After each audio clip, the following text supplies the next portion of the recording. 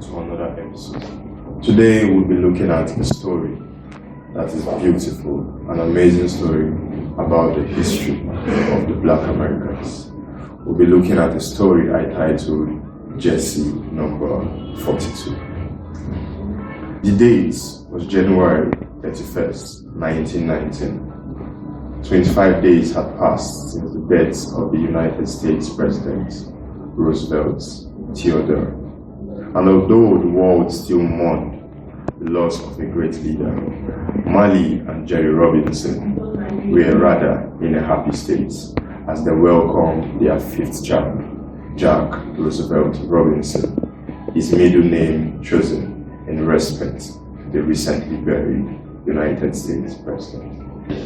A year after the birth of Jack, his father, Jerry Robinson, left the family. Jack's mother had to take responsibility for the 5 children, taking menial jobs around town, cleaning and working to raise money for food, and also ensure that Jack and his siblings had the necessary education needed. She was definitely a very hardworking woman. Jack was very happy that he could attend school, even though he wasn't from a rich family. At age 16, he graduated from Washington Junior High School and enrolled in John Muir High School, which was also known as Muir Tech. Jack knew he had athletic talents, and his siblings encouraged him to pursue his interest in sports. While at Muir Tech, he participated in football, basketball, track, baseball, and he was outstanding in all 4.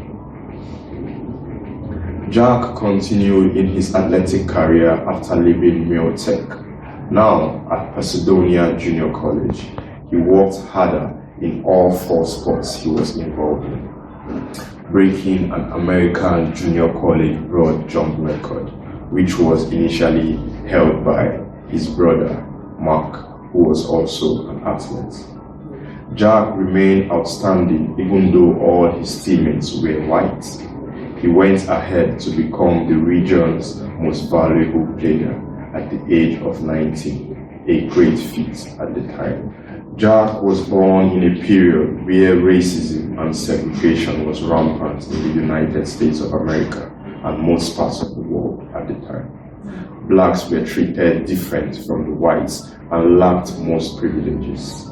Growing up in such place and time, Jack didn't allow such discrimination to affect or stop him. He often challenged authority figures he perceived as being racist towards he or his friends. Jack was at the end of his stay at Pasadena Junior College when he got the sad news that his brother, Frank, who was his favorite sibling, had lost his life in a motorcycle accident.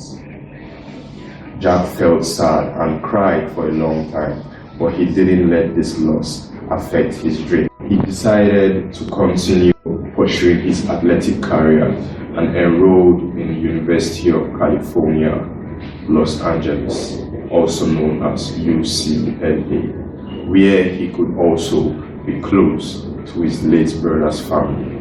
He was 20 years old when he enrolled in UCLA. While at the University of California, Jack became the first athlete in the school to have recognition in 4 sports. He stood out in baseball, track, basketball, and football, making sure he gave his all in everything he did. He was one of 4 black players in the football team. Because of his skill and talent, Jack led the football team to many victories. He also broke many school records in football, track, and field events. At the University of California, baseball was Jack's sword sport. Now 21 years old, Jack was a senior in the university and was a prominent part of the football team.